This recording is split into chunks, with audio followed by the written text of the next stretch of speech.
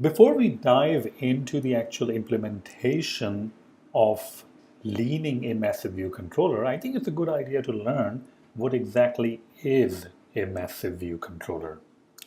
So a massive view controllers are basically controllers that do not follow the single responsibility principle, that do not follow the composition, that do not provide reusability.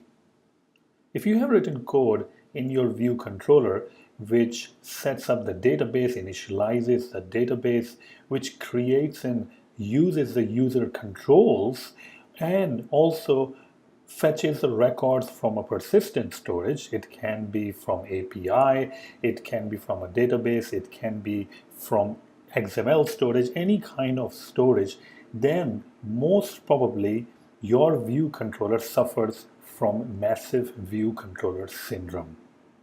That's the bad news. The good news is that you have actually bought this course, which is going to show you how you can convert your massive view controllers into lean controllers.